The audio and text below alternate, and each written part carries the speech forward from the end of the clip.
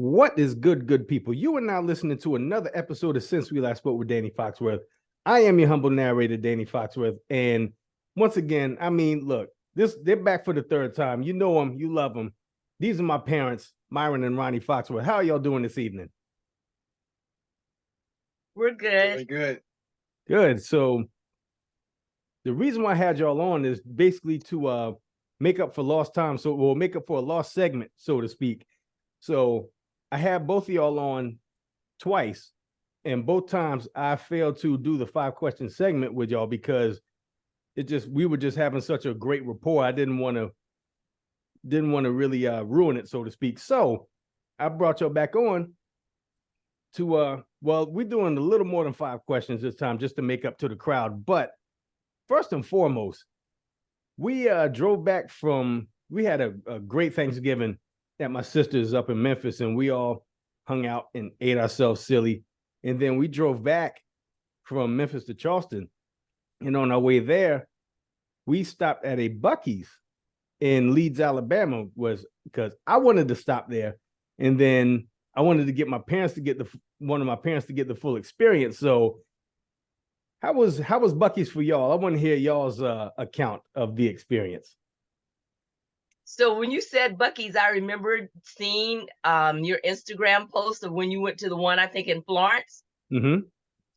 But when you said it had 100 and whatever 40 pumps, 120. 120. I was like, I can't even imagine this. So, when we got off the interstate and we came around the corner and I saw literally all of those pumps there, I'm thinking, oh my God. Like, first of all, how do you even slide into the right spot? And so that was my first thinking. And then I realized that there was a whole other focus. Like there was a whole store there, and so then I got really curious. I was like, okay, well, what? I mean, these people are just going in and out like ants. So what's making them go in there? And when we walked in, I was not prepared for the mass of people, the overload of senses. Like, I felt like I was at a Pentecostal church for the first time. I didn't know what to do with my head. I was just looking around and I was like, oh, that's cute. I want to buy that. And then I was like, oh, I got to find the bathroom. Where's the bathroom? And then I was like, oh, I want some brisket. That smells really good. It was just overwhelming for me. And the fact that there were so many people in there. That was crazy. It's like it's a store, a restaurant, and they sell gas. And the amount of pumps on the outside, there was like a wide driveway between the two sections of gas pumps. So when I got on the inside, my mouth, I kept it closed, but my mouth wanted to, just open. God almighty, what is going on inside of this building? Yeah. And that pulled pork sandwich, I could not believe something could taste like that coming out of a wrap sandwich, you know what I mean? But that meat was phenomenal. It tasted like it just came freshly off a grill. Yeah. That got me. The pork soling. Yeah. I mean, because they slow cook it and then they chop it right there in the store. So, man, yeah, I need to see if they have a website. There was so much going on, I couldn't even find the bathroom. And I'm glad y'all got fully immersed in the Buc-ees experience. I could not believe it. So now we're going to get into the more than 5-question segment, I should say. And I would say the first and last question are the same question I ask every guest, and 2 through 4 are going to be random, but it's more than 5 questions. So we're just going to go ahead and get into it. And These questions are going to be for both of y'all. So what were y'all's go-to school lunch items? It was cornbread. And believe it or not, I used to love the prunes because of the kids didn't like them. So I got a chance to eat an abundance of them. I can remember those 2 items that I would get more of. I liked the cornbread so much, I would go back I would go back to the area and ask for another slice. They would fuss, but they would give it to me. So, did you have any bad? My school lunch was. I was going to Go ask ahead. Dad, did he have any side effects with eating so much prunes? No, How about, well, you got like them. they would only put like 3 on the plate, so I might get like 6 extra ones. So it was only about like 9. Okay, you got them Teflon guts. All right, Mom, what's your go-to school lunch items? Well, the only thing I could think of, they had this thing and it was called like a beetle hat or something. You know, they made up this name for it, but really it was bologna, a scoop of mashed potatoes on top of that, and a slice of cheese that was melted. Okay. So Okay. yeah. Question number 2. When y'all go in the kitchen, what's your go-to burner on the stove? The one on the left side at the back. Okay. Dad, do you have a preference? Mine is the back. Huh? I was asking Dad what his burner preference is. The left side, front and back. Okay. Wow. Completely different from mine. Mine is right front. Really? Yeah. All right. Question number 3. What's your favorite childhood candy? Squirrel nuts. Ah, them zippers. Man, without a doubt. Oh my God. Just thinking about it makes my So what is it that you love so much about the squirrel nut zippers? everything. The caramel and that nutty stuff that's in there. There's probably it may be nuts, but it's probably not nuts. But it's nutty enough that it make you think it's nuts. Man, the blend of that candy. I even love the wrappers, you know, like that little like that little wax paper type wrapper that they would wrap them in. Man, yeah, squirrel nuts were everything to me. Okay. How about you, Dad? I had 2. One called Sugar Daddy and another one called Payday. You know, I've never had a payday. It's a salty sweet taste. You ought to try one. All right. Yeah. Look for one in your stocking. And we could do a snack review. Hey, let's go. Yeah, Pop that boy open and see what it's talking about. See, there you go. Well played. Man, it's been a long time since I had a sugar daddy, though. I used to tear them things up in elementary school. Let's see. Question number 4. What's your guys' favorite Christmas memory? For me, it was always my grandmother coming home from New York because she worked in New York as a live-in maid for a Jewish family. And so she really only got to be off at Christmas time. And now that I think about it, they're Jewish, so they're celebrating Hanukkah. They don't care nothing about Christmas, you know. So she would come and she would spend 2 weeks. And she came on the train.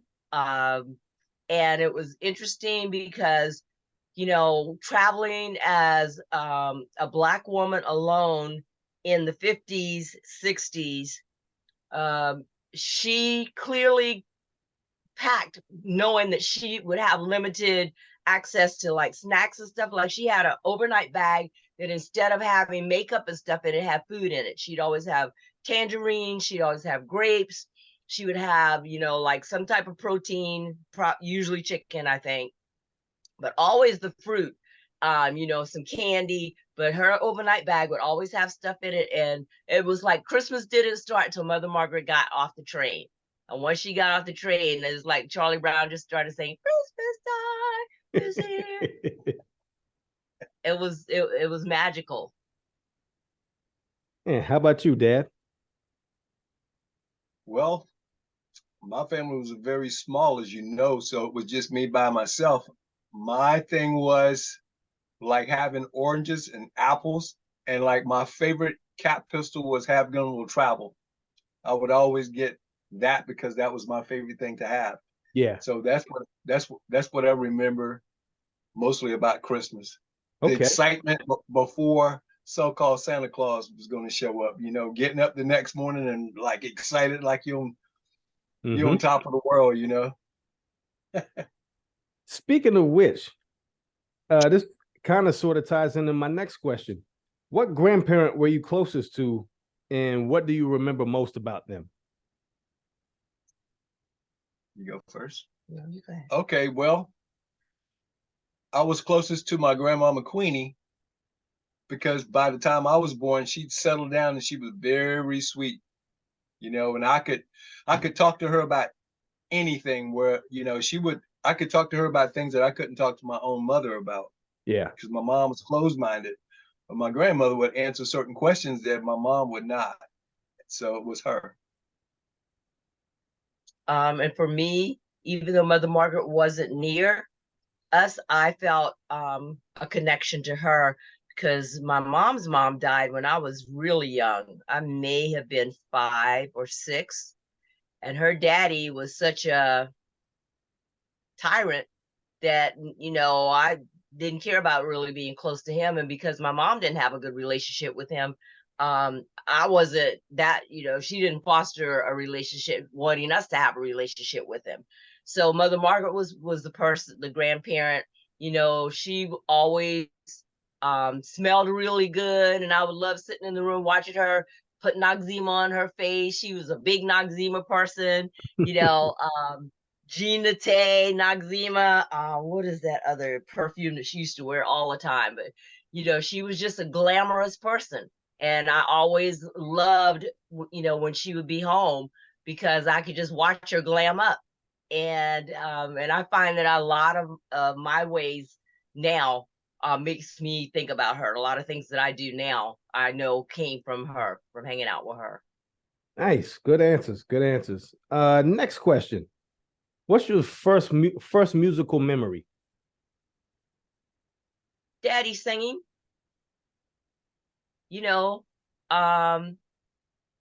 Daddy singing, but also there was always music in our house. I mean, you know how my mama left the radio on the porch when nobody wasn't even out there. Yeah. She had a radio playing all the time. There was always a radio playing.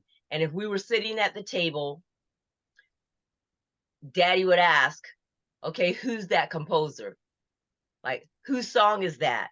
And they'd be listening to things like Count Basie, Benny Goodman, Lionel Hamilton, orchestras, and Daddy would always, he would quiz us like, who's that? Do you know that song?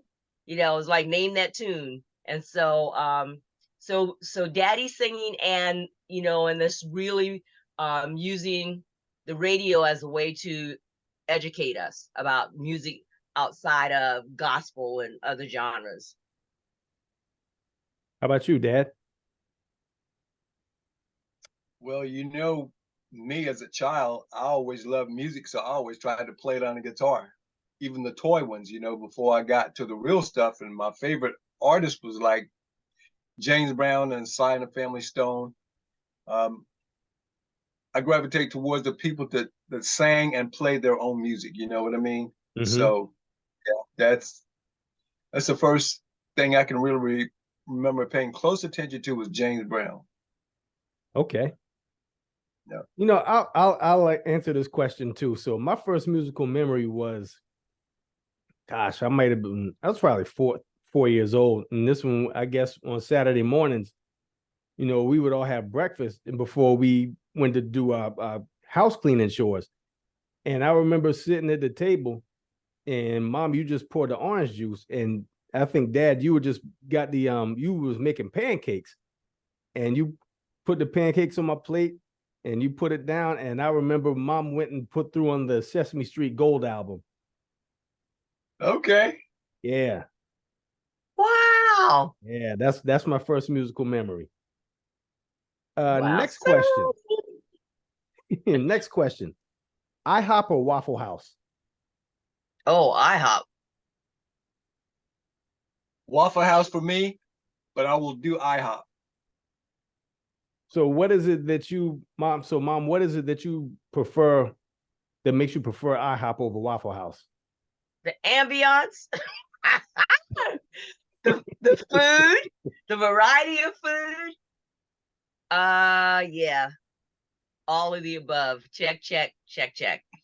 Okay. And Dad, how about you? What makes you choose Waffle House over IHOP?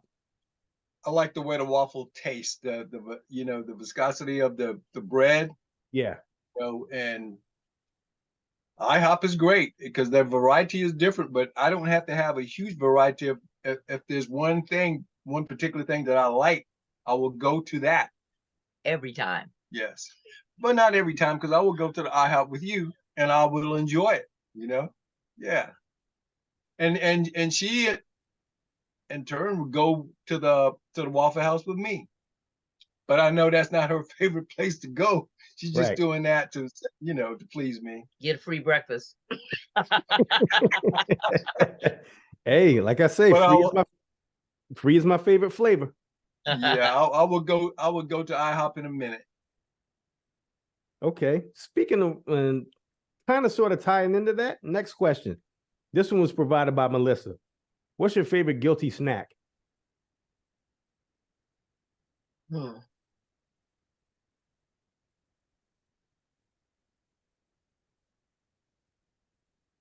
Mm. Oh my.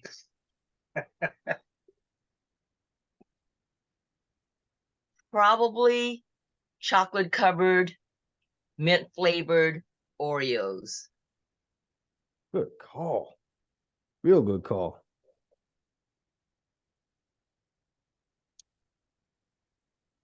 For me, I guess sweets. I like it, but it doesn't like me. Fair enough. And cashews, I love them. Oh, most definitely. I got my cashew addiction from you. I remember you gave me my first handful of cashews when I was a kid, and it was on ever since. Really? Yeah, I was just like itching, like, can I have some more, please?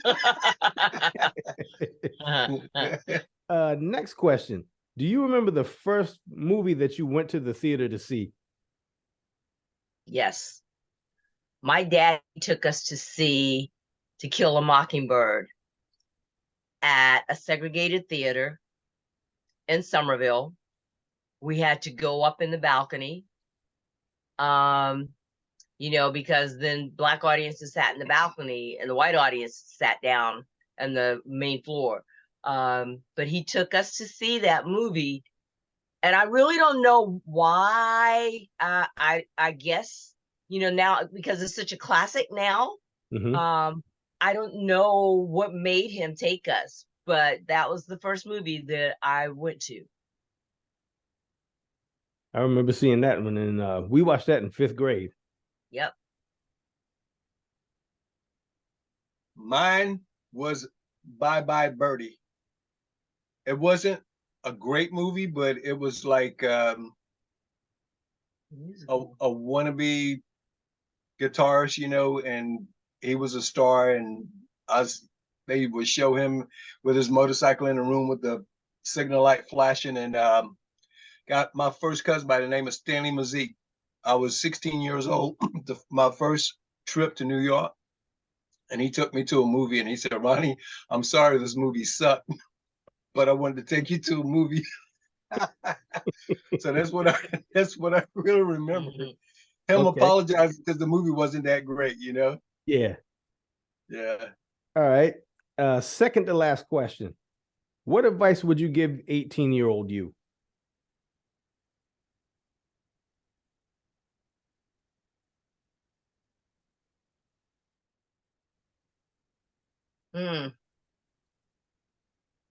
Be a better money manager, because in the future, it'll really help you with everything.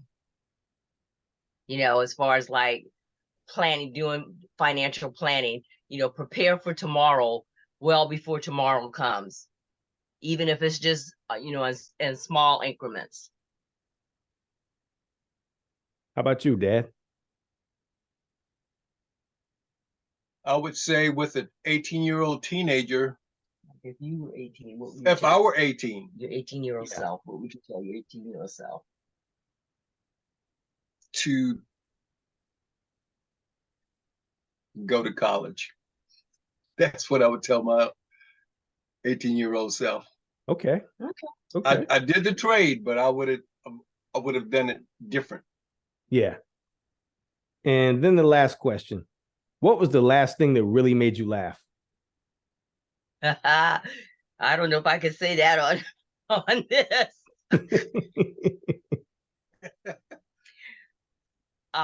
Friday after next. Yep. Yeah, I love that that's one of your favorite movies. It's Nikki's fault. Because Nikki was the one, he's like, Miss Foxworth, you never watched it?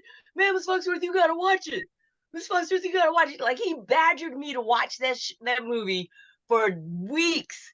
And then when I finally watched it, I said, well, I can't talk to him about what I saw because this was real raw. You know, but I was cracking up.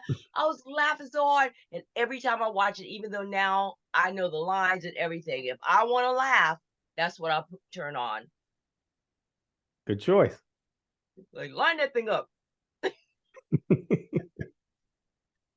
How about you, Dad? This is going to be a weird one because I get a kick out of watching her laugh at watching the movie.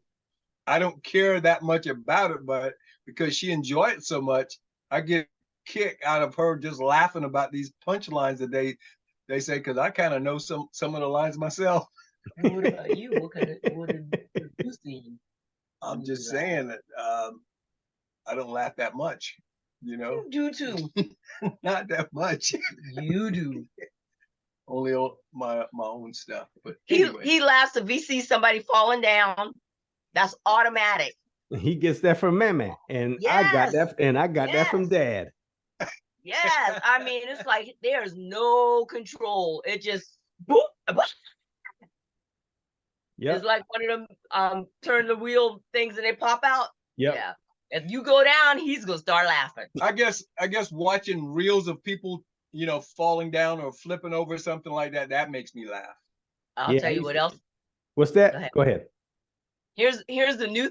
Oh, I probably can't tell him that either. The new thing that makes him laugh is looking at Instagram reels of people dancing in church. And somebody will put like a cover, like a song over the top of it that you know is not what they were listening to, but it matches with the foot movement. Oh my goodness. He totally, I mean, like, he will kind of be like, look, you got to look at this. And he is cracking up. He is cracking up. He's like, wait, watch that guy over there. Like, he has already looked at all of the different perspectives, and he will say, watch, that guy's going to put his guitar down. That guy's putting his baby down. You know, he tells you everything that's about to happen. He gets into that stuff, and it knocks him out. Oh, that's good right there. That's good stuff. So thank y'all so much for being willing participants for this multiple questions segment. Do y'all have any last words? I'm actually good. Keep laughing. Find something to laugh, because laughter is a good medicine. That's my last word. Yes, it is. And thank you for listening, downloading. I concur. Go ahead. I said I concur with what she said.